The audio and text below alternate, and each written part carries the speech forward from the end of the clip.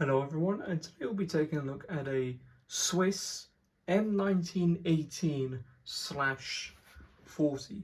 Now, in case you're not aware, this is the helmet that Switzerland had used since 1940, well, it's updated model from 1940 all the way up until the 1970s.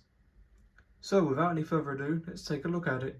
Now here is the helmet, and I probably should say that this video was prompted by the War Room Collector to do a video on this helmet. So I've got some information written down and we'll take a look at it. So of course this is going to talk about the earlier M1918. The Swiss M1918 helmet was introduced in Switzerland in 1924 and would be replaced by the M1971. So that would be well after obviously the war. In 1940 the Swiss improved the design and got redesignated the M1918/40. Then in June of 1943, the colour changed to, so that is grey, black to black. The liner is similar to what is seen on the German M16 Stahlhelms with the M17 liners. The earlier M1918 was exported to Argentina in the late 1930s and designated by the Argentinians as the M1938. So that is that's some information about the M18 and this one, the M18/40. So as you can see, it's very similar to a German helmet in that you've got this almost like a skirt along here. You've got this big old brim that comes up on the top. Because you look at it from the front, this really does kind of reminds me of like the Darth Vader helmet. I'm pretty sure that might be one of the nicknames. Someone will correct me. But as you can see, but unlike the German one, you have the two vent holes at the back. To which what I will do is in a bit I'll take one of the German helmets and I'll compare it to this one. But you still have this folded, it's almost like a folded rim, but it still sticks out a bit. On the inside, it is once again folded over, so it's a bit like the M35. And as you can see, you got your liner, which is a free pad design. And of course it has a leather chin strap with a buckle and then with a spring clip on this side here.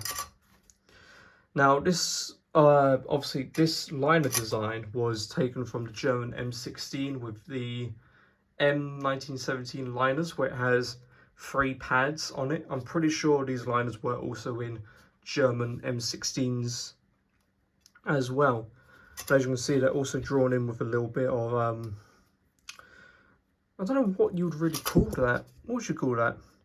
Almost looks like a shoelace. But either way. So you've got your chin strap with your spring clip. Then you've got this, which you can just fold down or you can bring it up. Just like that. So that's your spring clip. You need to push that in order to release the chin strap. As you can see, the leather on this one's gone a bit brittle, and same this, a moth has had a lovely time eating this. So what I shall do is actually bring out a German M42 and we'll take a look at them side by side. Now I am going to make something clear. Yes, it's the same M42 that you've seen in previous videos that go all the way back. I need to throw 50 quid cash at it as well to get it restored, because of right now it's missing the split pins, the paint, and obviously it's missing the liner. But that's besides the fact.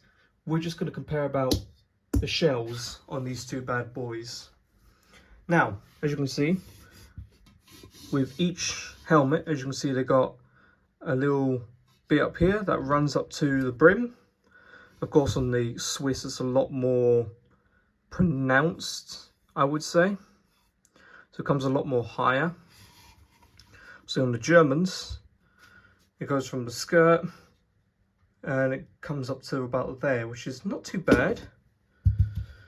Obviously, like I said, the vent holes on the Swiss are on the back, but however, we all know with German helmets the vent holes are on, if you'll focus, there we go, the vent hole is here, and the vent hole is on the other side. So they are symmetrical on each side, but the Swiss were just like, yeah, we'll just stick it to the back, because why not? And of course with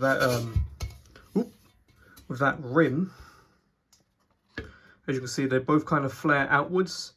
On the M42 it flares out a lot. On the Swiss, it flares out about, I want to say, 1 millimeter. So about 1 millimeter on that, a couple millimeters on that. We can actually take a look at the insides, because of course, like I said, this is an M42 in semi-relic, but it will still do the job. I don't have an M35 to hand. I'm not one of the people that was born in the 70s where I could just buy a whole bunch of M35s. Well, not M35s, but German helmets for really cheap money. Of course, this gives me a good representation of the inside. And you can actually see how far that angle is to the brim. On the German, it's not that far. On the Swiss, it is pretty elongated, as seen there. Now you might notice, unlike the German helmet, on the Swiss, there are no split pins. Because obviously on the German helmet, you would have 3 split pins. So you would have one on the other side, and you would have one at the back. Meanwhile, the Swiss, they took a different approach. You see that hook there, should be another hook somewhere. Basically, that hook there and that hook there, there'll be another one there, there, there and there. What that does is, that holds in the liner, just like so. And typically you see these without the liners, and you just see the hooks right there. So don't try and put on a Swiss helmet with no liner, because otherwise you would get hooks embedded into your head probably. But of course it's fine with the German helmet. Now of course the actual spec of the Swiss helmet, the M1918/40, is 1.15 millimeter manganese steel. I believe that's how you say it. It's manganese steel on these. Yeah, they're actually not that bad. The price point for these now, again, pretty expensive for whatever reason. See. It really depends now, because Swiss helmets are now coming with decals on them. But what is happening is, let's see, these go from 57, 59 pounds to up to 120 pounds, which is mental in my opinion. Of course, you can find post June 43 ones, or June 43 examples, even used in the 50s, but they're all black. They've got black paint, and it's grey colour, which I think these are a lot more desirable than the ones with black paint, as they were used obviously from June of 1943 all the way up until the 70s, and these were as well, but probably not in high numbers. And of course the M1918s were exported to the Argentinians. So hopefully you found this video informative and enjoyable. If you did, then please subscribe, like the video, turn on notifications, leave a comment. Your feedback is always greatly appreciated. Follow the Facebook page down below. You always get sneak peeks of upcoming videos, and of course when I release a new video. Until then, bye for now.